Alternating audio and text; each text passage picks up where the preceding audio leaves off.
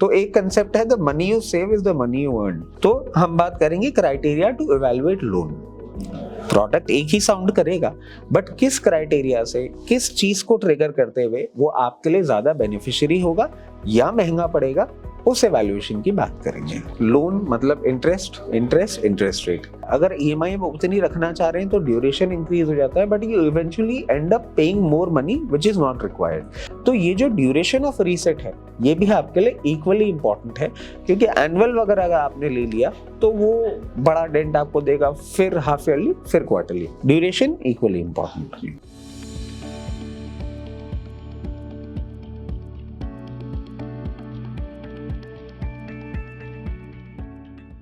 नमस्कार, स्वागत है आपका इंडिया न्यूज बिजनेस में। आप देख रहे हैं पर्सनल फाइनेंस की मास्टर क्लास विद रचित खंडेलवाल। खास मेहमान इन्वेस्टमेंट एडवाइजर हमारे साथ में जुड़ गए हैं रचित जी। रचित सर, बहुत बहुत स्वागत है। सर नमस्कार, दर्शकों भी नमस्कार and thank you for having me here. Thank you for joining us. ये एक स्पेशल सीरीज है जहां हम समझने की कोशिश करते हैं कि अपने पैसे को कैसे बचाएं, कैसे बढ़ाएं, कैसे संजोएं, और बहुत सारी चीज़ों को समझ करके जो कि बैंकिंग, फाइनेंस, ये सारी चीज़ों से जुड़ी हुई हैं, अपनी फाइनेंशियल वेलबींग को कितना बेहतर करते चले, कैसे करते चले, ये सारी चीज़ें हम सीख रहे हैं इस सीरीज में। अगर आपने नहीं देखी तो आप पीछे जाकर के इसके बाकी एपिसोड्स देख सकते हैं। बहुत सारी चीज़ों पर बात करी। फिलहाल जो सीरीज का जो पार्ट चल रहा है इसमें हम बात कर रहे हैं लोन्स पे, कर्ज पे, क्योंकि ये एक बड़ी समस्या है और बहुत लोगों की इस पे बुद्धि क्वेरी थी कि वो समझना चाह रहे थे। और उसके बहुत सारे एस्पेक्ट्स हैं, अभी हम कर रहे थे, इसमें बहुत सारी चीज़ें निकल के आ रही हैं। और रजत सर, आज हम लोन के किस एस्पेक्ट को कवर कर रहे हैं? सर देखिए, वैसे तो लोन हमारे लिए एक नो फैक्टर होता है, हमेशा से हमने पर्सनल फाइनेंस में बोला ही है, बट लेना पड़ता है, कई कबार परेशानी होती है। अब सर पर्सनल फाइनेंस की हम बात करते हैं तो हम सेविंग और अर्निंग की भी बातें करते हैं। तो एक कंसेप्ट है the money you save is the money you earn. तो आज हम उन ट्रिक्स और टिप्स की बात करेंगे जो आपको लोन लेने में भी पैसे कहाँ किस किस तरीके से बचाए जा सकते हैं। तो हम बात करेंगे criteria to evaluate loan. Product एक ही साउंड करेगा, बट किस क्राइटेरिया से, किस चीज को ट्रिगर करते हुए वो आपके लिए ज्यादा बेनिफिशियरी होगा या महंगा पड़ेगा, उस एवैल्यूएशन की बात करेंगे। तो जो भी सामान आप बाजार से लेने जाते हैं तो इवैल्यूएट करते हैं, कंपेयर करते हैं एक ही सामान को कि ये टीवी और ये टीवी, दोनों एलईडी टीवी हैं, दोनों 29 इंच के देखने में लग सकते हैं, लेकिन ये ब्रांड क्या है, इसके फीचर्स क्या है, इसकी क्रेडिबिलिटी क्या है, इसकी वारंटी पीरियड क्या है, गारंटी पीरियड क्या है, बहुत सारी चीजें उसके फीचर्स से लेकर के, और उसके फिर कॉस्ट इवैल्यूएशन जैसा एक चीज है कि कंपैरिजन कि दोनों में वैल्यू कहाँ पे मिल रही है, आपको बेहतर कहाँ मिल रहा। हो सकता है देखने में कोई चीज बहुत आपको अच्छी लग रही हो, लेकिन आपको बाद में पता चलता है कि नहीं, तो इसका रिव्यू बहुत खराब है। आपने जाकर के चेक किया ऑनलाइन या कहीं से भी, तो आपको पता चला ये तो 6 महीने भी नहीं चलता है, ये तो इतने दिन में खराब हो जाता है, इतनी बार रिपेयर कराना पड़ता है, बहुत मुश्किल है, ये सर्विस इज अच्छी नहीं। तो वो इवैल्यूएशन, यहाँ हम लोन को इवैल्यूएट कर रहे हैं। तो आप अगर लोन लेने जा रहे हैं, उस लोन को इवैल्यूएट कर लीजिए, कंपेयर कर लीजिए बेसिकली, कि एक तो उसके अंदर में डिटेल, जो एक चीज कहते हैं कि डेविल लाइज इन डिटेल्स। तो यहाँ डिटेल्स को आप देखेंगे तो आपको वो पता चल जाएगा कि कहीं तो अगर कुछ ऐसी चीजें हैं जो कि लॉन्ग टर्म में आपको ये सस्ता पड़ने वाला है या महंगा पड़ने वाला है लोन, और कौन सा लोन आपको सस्ता पड़ने वाला है, कंपेयर करके आप वो ले लीजिए। ठीक है, क्या क्राइटेरिया है सर, क्या क्या कैसे? सर बेसिक से स्टार्ट करते हैं। लोन मतलब इंटरेस्ट रेट। हम लोग जैसे कि बहुत बार होता है, हम सुनते हैं कि ये एक एक्स बैंक है, ये वाई बैंक है, ये भी 11% पे या 12% पे लोन दे रहा है, ये भी 11% 12%। तो हम क्या सोचते हैं कि सेम है वो rate of interest, but sir ऐसा होता नहीं है। रेट ऑफ इंटरेस्ट भी आप ये देखिए कि 2 तरीके की होती हैं। एक होता है रिड्यूसिंग बैलेंस या फिक्स्ड। यहाँ पे आता है मेन कैच कैसे है सर? एक रिड्यूसिंग बैलेंस क्या बोलता है कि जैसे जैसे आपका ईएमआई का पेमेंट हो रहा है, जो कि एक पोर्शन प्रिंसिपल जा रहा है, एक पोर्शन इंटरेस्ट जा रहा है, तो जितनी आपकी ईएमआई में प्रिंसिपल का पेमेंट होता जा रहा है, उसी पे आपका प्रिंसिपल कम हो रहा है। तो रेट चाहे वो 11% ही है, but every payment is reducing that principal amount. तो इन टर्न 11% जो आपका लग रहा है, मान लीजिए पहले आपने 5 लाख का लोन लिया, कुछ ईएमआईज देने के बाद वो 4,60,000 ही रह गया, तो अब वो जो 11% है वो लग रहा है 4,60,000 पे। तो ऐसे ऐसे करके जैसे जैसे प्रिंसिपल कम होगा, आपकी रेट ऑफ इंटरेस्ट का बेनिफिट जो है वो आपको इवेंचुअली मिलेगा। कई कई जगह होता है फिक्स कैपिटल मतलब जो आपने 5 लाख रुपए का लोन लिया है, जब तक आपने रीपेमेंट नहीं किया है, वो 5 लाख रुपए का एक इंटरेस्ट कैलकुलेट कर दिया जाता है कि आप इतने ड्यूरेशन के लिए ले रहे हैं, 5 लाख आपने लिया था, जब तक आपका प्रिंसिपल पेमेंट पूरा नहीं हो जाएगा ये रेट ऑफ इंटरेस्ट पूरे 5 लाख पे लगेगा। तो यहां आ जाता है कैच। वो लोन इंटर्न इतना महंगा पड़ता है क्योंकि आप प्रिंसिपल पेमेंट तो कर ही रहे हैं, मगर आपका जो इंटरेस्ट बर्डन है ईएमआई पे वो इतना बड़ा होता है कि आपकी इंटर्न ईएमआई भी इंक्रीज हो जाती है। अगर ईएमआई में उतनी रखना चाह रहे हैं तो ड्यूरेशन इंक्रीज हो जाता है, but you eventually and up paying more money which is not required. तो सिर्फ इंटरेस्ट रेट ना सुने, ये भी आप पकड़े कि क्या वो रिड्यूसिंग बैलेंस है या फिक्स कैपिटल है। कई कबार कुछ लोन्स ही ऐसे होते हैं जो फिक्स कैपिटल पे आते हैं, उसमें आप कुछ नहीं कर सकते, बट मल्टीपल बैंक से जब आप बात करेंगे तो हो सकता है कोई और बैंक आपको सेम प्रोडक्ट एक रिड्यूसिंग बैलेंस पे दे रहा हो, तो opting for that is a better idea. मुझे जहाँ तक मैं एक चीज करता हूँ या बताता हूँ कि एक अच्छा तरीका ये है कि आप पहले सारा कुछ जोड़ करके टोटल निकाल लो कि कितना पैसा देना पड़ेगा जिस दिन आपका लोन खत्म होगा। तो अगर आपने ये 10 साल का लोन लिया है, कितने रुपए की ईएमआई है, कितना आपका प्रिंसिपल है, सब कुछ है, और एंड ऑफ द डे 10 साल बाद जब आखिरी ईएमआई तब तक कितनी ईएमआई दे दी, और इस सब पूरे को जोड़ करके जो टोटल निकल रहा है वो अगर आप कंपेयर कर लें तो एक लेवल आइडिया लग जाता है। कहीं ना कहीं आपको चीजें डिफरेंस, क्या महंगा है क्या सस्ता है, तो आपको पता चल जाएगा। मार्जिनल है तो ठीक है कोई बात नहीं, लेकिन अगर है तो आपको पता चलेगा एग्जैक्टली कि पढ़ कितने का रहा है। बिल्कुल, कि जो 1 लाख रुपए का लोन है वो अल्टीमेटली आपको उसके 2.5 लाख रुपए चुकाने पड़ रहे हैं या 5 लाख रुपए चुकाने पड़ रहे हैं। जिस दिन वो समझ में आ जाता है तो एक लेवल तो आपका इजी हो जाता है। बिल्कुल, लेकिन फिर वही वाली चीज की डिटेल्स और अलग अलग हैं। फिक्स्ड और रिड्यूसिंग दोनों चीजें आपने बात करी। रिड्यूसिंग में भी बहुत सारी चीजें होती होंगी। रिड्यूसिंग में सर एक और बहुत बड़ा पैरामीटर है period of interest rate reset. अब ये क्या होता है, ये भी बैंक टू बैंक डिफर करता है, और आपने ये तो देख लिया कि ठीक है साहब पर्सनल फाइनेंस की मास्टर क्लास में सुना था रिड्यूसिंग मिल रहा है, अच्छा है ले लेते हैं। नहीं, इसमें क्या होता है सर, इसमें भी कैच होता है।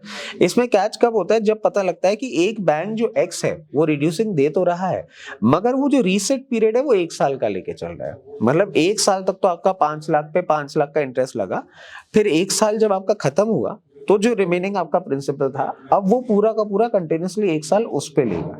दूसरा बैंक क्या कर रहा है, दूसरा बैंक आपका हाफ ईयरली रीसेट कर रहा है कि 6 महीने दे दिया, 6 महीने के बाद फिर 6 महीने दे दिया, तो प्रिंसिपल जैसे जैसे कम हो रहा है वो हर 6 महीने में आपका इंटरेस्ट रेट को रीसेट कर रहा है। हो सकता है कोई बैंक आपको क्वार्टरली रीसेट भी दे दे। जो क्वार्टरली रीसेट देगा वो सबसे बड़ा बेनिफिशियरी लोन हो जाएगा आपके लिए, क्योंकि इंटरेस्ट रेट तो सेम है बट हर क्वार्टर में आपने जो पेमेंट किया नेक्स्ट क्वार्टर में आपको उसका बेनिफिट मिल रहा है। तो ये जो ड्यूरेशन ऑफ रीसेट है ये भी आपके लिए इक्वली इंपॉर्टेंट है, क्योंकि एनुअल वगैरह अगर आपने ले लिया तो वो बड़ा डेंट आपको देगा, फिर हाफ ईयरली फिर क्वार्टरली, ड्यूरेशन इक्वली इंपॉर्टेंट। और ये दोनों तरीके से काम करता है, मतलब एक तो अलग अलग बैंक और हो सकता है आपका बैंक भी, अगर आप उसको बताएंगे। बिल्कुल, कई बार वो कोशिश ये कर रहा होगा कि अगर आपको नहीं पता है, अगर आपने पर्सनल फाइनेंस की मास्टर क्लास नहीं अटेंड करी है तो हो सकता है कि आप ये एनुअल वाला ले लें और आप उस पर एग्री कर जाएं। लेकिन अगर आप उससे पलट करके बोलें कि नहीं ये तो बहुत लंबा है, तो यहाँ पे बात ये हो रही है कि साल भर तक रिड्यूस नहीं होगा और रीसेट होगा रेट ऑफ इंटरेस्ट 1 साल बाद। लेकिन अगर आपने उसको नेगोशिएट करके या डिस्कस करके या कंपेयर करके आपने वो वाला लिया जहाँ पे क्वार्टरली हो रहा है, जो कि एक दूसरा एक्सट्रीम है, तो क्वार्टरली जैसे ही रिड्यूस हुआ वो आपका अपडेट हो गया, तो रीसेट होकर के अगले उस पर तो साल भर तक आप महंगा इंटरेस्ट नहीं देते रहे। जब रिड्यूस हुआ तो तुरंत 3 महीने के अंदर में आप रिड्यूस वाले नंबर पे आ गए, तो वो वाली चीजें, तो ये आपके लिए फिर बेनिफिशियल। और यहाँ पे वो वाला जो सिंपल रूल जो मैंने बताया था वहाँ पे काम नहीं करेगा, क्योंकि आप रिड्यूसिंग को आप ऐसे कैलकुलेट नहीं कर पाएंगे कि अल्टीमेटली ईएमआई कितनी देगी। बिल्कुल, तो यहाँ पे आपको ये वाली चीजों को भी ध्यान रखना होगा कि कब कब रिड्यूस हो रहा है और उसको अपडेट कैसे करते चल। बढ़िया। और कुछ इसमें एक और चीज मैं ऐड करना चाहूंगा सर, दो it's bit out of the topic, मगर ये रिड्यूसिंग रीसेट जो है ये फीचर तो आई एम प्रीटी श्योर बहुत सारे बैंक्स आपसे डिस्कस नहीं करेंगे, मगर एक जब हम एफडी करने जा रहे होते हैं तो आपने देखा होगा कि इंटरेस्ट वाले पे वो टिक लगवाते हैं आपसे कि वो इंटरेस्ट जो है आपके प्रिंसिपल में कब कब जाना चाहिए। बोलते हैं साहब इंटरेस्ट तो सेम ही होता है, 1 साल में भी चला जाए तो कोई प्रॉब्लम नहीं है, हाफ ईयरली चला जाए कोई प्रॉब्लम नहीं, आप देख लो हमको तो कोई फर्क नहीं पड़ता। सर उसमें भी जब एफडी करा रहे होते हैं तो क्वार्टरली ही आपको करना चाहिए, क्योंकि क्वार्टरली इंटरेस्ट अर्न आपके प्रिंसिपल अमाउंट में जुड़ जाता है। दो out of the topic but थोड़ा सा इंपॉर्टेंट है ये फीचर, उससे बहुत सारे लोग कनेक्ट भी कर पाएंगे, क्योंकि एफडी लेते वक्त ये मैंडेटरी है आपसे पूछना। लोन में तो बैंक ये सब चीजें फीचर्स आपको छुपाने में ही लगा रहता है, तो ऐसे आप इसको याद कर सकते हैं। इसके साथ साथ आप देखें कि एक्सपेंस भी बहुत सारे होते हैं। किस तरीके का एक्सपेंस आपको इनिशियली लग रहा है, जैसे कि आपने देखा होगा कि बैंक बोलता है साहब ये तो लोन है और इसमें जो प्रोसेसिंग फी है ये 2% है, 3% है। वो 2-3% भी आपका इंटर्न आप देखें तो आपके इंटरेस्ट पेमेंट ही एक तरीके से आप अगर इसको समझें तो हो जाता है कि साहब ये लीगल कॉस्ट लगती है और ये ऐसे ऐसे पेमेंट हो रहा है।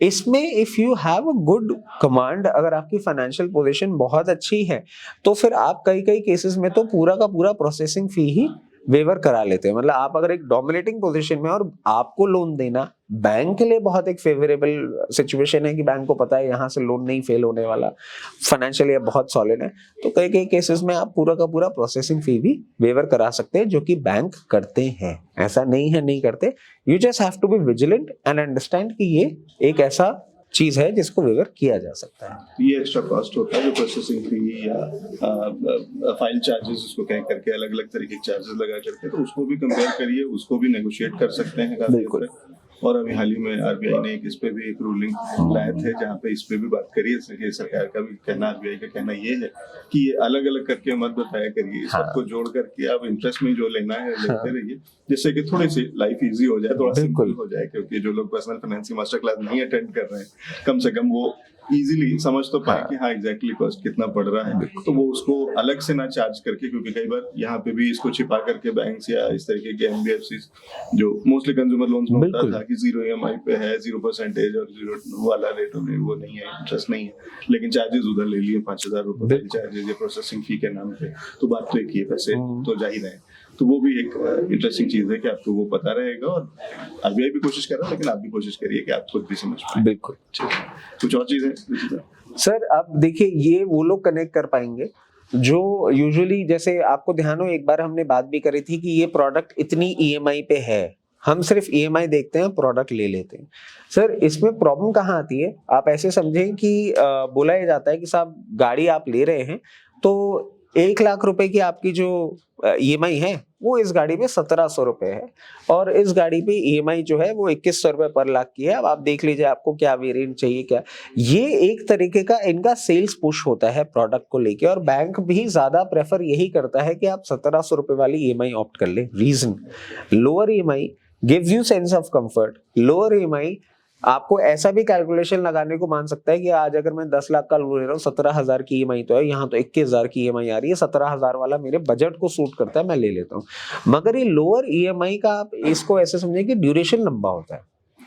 अब लोग बोलते हैं कि साहब ड्यूरेशन तो ज्यादा लेंगे ही ना, आपसे पैसे भी तो कम ले रहे हैं, मगर वो ये कैलकुलेशन नहीं हिडन समझ पाते हैं कि वो ड्यूरेशन स्ट्रेच होते ही ये जो लोअर ईएमआई थी ये आपके लिए इंटर्न एक एक्सपेंसिव लोन पड़ जाएगा, और वो ड्यूरेशन कम होने के कारण वो जो हायर ईएमआई है वो आपके लिए एक बेटर डील हो सकता है in terms of your end of the cost. जो आपका फाइनेंस का कॉस्ट है उसके पॉइंट ऑफ व्यू से ये एक बेनिफिशियरी ईएमआई आपके लिए बनेगी। तो आपको हमेशा ही फोकस करना चाहिए, ईएमआई कंफर्टिंग तो होनी ही चाहिए, मगर उसके साथ साथ लोन को वाइबल बनाने के लिए ड्यूरेशन जितना आप छोटा रख सके। मतलब मैं बिल्कुल नहीं बोल रहा हूँ आपको कि साहब आप 10 लाख की गाड़ी खरीदिए, 6 महीने में रिपेमेंट कर दीजिए, अगर वो कर ही सकते होते तो हम क्यों 10 लाख का लोन लेते। बट जो कंफर्टिंग है, नॉट दैट हम लीवरेज ले, एक सेंस ऑफ कंफर्ट जहां आ रहा है, और जितनी कम ईएमआई हमारी हो सकती है किसी भी चीज की, तो ईएमआई का जो ड्यूरेशन है वो हमें रिड्यूस मैनर में रखना चाहिए। जितना हम लीवे लेंगे उतना इंटरेस्ट कॉस्ट बैंक को हम देंगे ही देंगे। बिल्कुल। और वही वाली चीज फिर जहाँ से हमने शुरुआत करी थी कि ये आपको कितना महंगा पड़ने वाला है। हाँ। ये लोन तो कितना महंगा है, उसकी कॉस्ट एग्जैक्टली क्या है, ईएमआई से ना कैलकुलेट करें, राइट, उसको ओवरऑल पेमेंट से कंपेयर करें, और वहां से तब आपको एग्जैक्ट पता चलेगा कि जो 10 लाख का लोन था ये आपको 25 लाख का पड़ा या 20 लाख का पड़ा। क्योंकि ईएमआई से कैलकुलेट करेंगे तो आपको लगेगा कि 1700 की ईएमआई अच्छी है, 17,000 की ईएमआई अच्छी जो आप कह रहे हैं, लेकिन वो केवल आपको एक तरीके का एक वो ट्रैप है जो आपको फंसा देता है, और आप फिर परेशान हो सकते हैं क्योंकि आप अल्टीमेटली ज्यादा पैसे खर्च कर रहे हैं उसी में। और कोई चीज इसके अंदर, इसमें एक और चीज है सर, इम्पोर्टेंट है कि हम लोन जब लेते हैं ना तो हमको ये देखना होता है और बैंक से पूछना भी होता है कि हमारा बेंचमार्क क्या रहेगा। अब आई एम प्रीटी श्योर बहुत सारे हमारे दर्शकों को ये बात नहीं पता होगी, बट बेंचमार्क बैंक्स के पास 2 होते हैं, एक होता है एक्सटर्नल, एक होता है इंटरनल। एक्सटर्नल क्या होते हैं, ट्रेजरी बिल्स, एक्सटर्नल क्या होते हैं, रेपो रेट। और इंटरनल में MCLR और बैंक्स के ऐसे बहुत सारे पैरामीटर्स होते हैं। तो हमको ये भी देखना होता है कि हमारा जो रेट ऑफ इंटरेस्ट है अगर वो फ्लक्चुएटिंग है, जैसे होम लोन में होता है और सब में होता है, तो कौन सा बेंचमार्क है जो फॉलो कर रहे हैं। अब इसमें आप एक डिफरेंस देख लीजिए कि दोनों में फायदा या नुकसान क्या है। कि अगर आप एक रिड्यूस्ड रेट साइकिल पे लोन ले रहे हैं तो आपके लिए इंटरनल एक बेनिफिशियरी बन जाएगा। इंटरनल क्यों बेनिफिशियरी बनेगा? क्योंकि यूजुअली रेपो रेट के चेंज होने के बाद, रेपो रेट के बढ़ने के बाद MCLR को चेंज होने में थोड़ा सा टाइम लगता है, तो तब तक का बेनिफिट आपको मिलेगा। और मान लीजिए कि अगर आप एक हायर साइकिल, जो रेट साइकिल है जैसे अभी चल रही है, हायर साइकिल पे ले रहे हैं, तो आपके लिए ज्यादा बेनिफिशियरी रहेगा एक्सटर्नल पैरामीटर।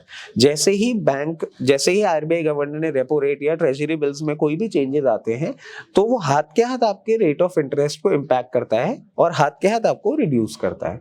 तो डिपेंडिंग अपॉन द साइकिल, कौन से रेट साइकिल पे ले रहे हैं, क्या प्रोजेक्शंस आपको आगे दिख रहे हैं। आपको अगर नहीं समझ में आ रहा है कोई बात नहीं है, आपके आसपास बहुत सारे बैंकर्स होंगे जो आपको इस चीज के बारे में एडवाइस कर सकते हैं। उनसे पूछें, समझें और फिर अपना बेंचमार्क, ये लोन लेते वक्त भी इक्वली इंपॉर्टेंट है कि आपको पता होना चाहिए कि आपका कौन से बेंचमार्क से वो लिंक्ड है। तो वो बेंचमार्क जो है उसको भी चूज आपको बहुत वाइजली करना होगा, जो आपके रेट ऑफ इंटरेस्ट में फर्क ला सकता है। जी, तो ऋषि जी ये कह रहे हैं कि ये सब कुछ एक ही रेपो रेट से ही नहीं कनेक्टेड है, सिर्फ RBI से नहीं कनेक्टेड है। जब हम रिड्यूसिंग की बात करते हैं तो रिड्यूसिंग किस बेसिस पे होगा, किस बेंचमार्क पे होगा, क्या चीज कम होगी जिसके वजह से आपका भी ये इंटरेस्ट कम हो जाएगा, वो आपको पता होना चाहिए और उसको भी थोड़ा सा समझ के चलिए कि कहाँ पे आपको ज्यादा उम्मीद है। तो अगर आप वो सेलेक्ट कर सकते हैं या बैंक में अलग अलग उनसे ऑप्शंस मांग सकते हैं कि नहीं मुझे तो यही वाला बेंचमार्क चाहिए या ये वाला नहीं चाहिए, तो वो भी समझना चाहिए, कोशिश करनी चाहिए। और इसके लिए बहुत सारे इन्वेस्टमेंट एडवाइजर्स हैं रचित जी जैसे, उनसे आप सलाह ले सकते हैं। ये इंटरेस्टिंग जानकारी। हमने इवैल्यूएशन समझ लिया है कि उसकी कॉस्ट निकाल लेनी चाहिए। जिस तरीके से हम कोई भी सामान बाजार में लेने जाते हैं तो हम कंपेयर करते हैं कि कौन सा सस्ता है, कौन सा महंगा है, उसकी क्वालिटी, वैल्यू, वो सारी चीजें देखते हुए, फीचर्स देखते हुए, वैसे ही लोन के साथ में भी हमें करना चाहिए। एक तरीके का प्रोडक्ट है जिसको आप खरीदने जा रहे हैं, क्योंकि वो मत समझिए कि आप सामान कुछ और लेंगे इस पैसे से, वो प्रोडक्ट तो अलग है, उसको भी इवैल्यूएट करते हैं जब आप जैसे गाड़ी खरीद रहे हैं तो। लेकिन गाड़ी का जो लोन है वो इक्वली इम्पोर्टेंट प्रोडक्ट है और वो ज्यादा इम्पोर्टेंट है, क्योंकि पैसे तो वहीं जाने हैं। तो इसलिए वो भी आपको बहुत अच्छे से समझना चाहिए। और आज हमने वो समझ लिया कि इवैल्यूएट कैसे करते हैं, क्या क्या पैरामीटर्स, किन चीजों का रखना है ध्यान। बहुत शुक्रिया ऋषि जी हमारे साथ में जुड़ने के लिए, बढ़िया जानकारी शेयर करने। Thank you sir.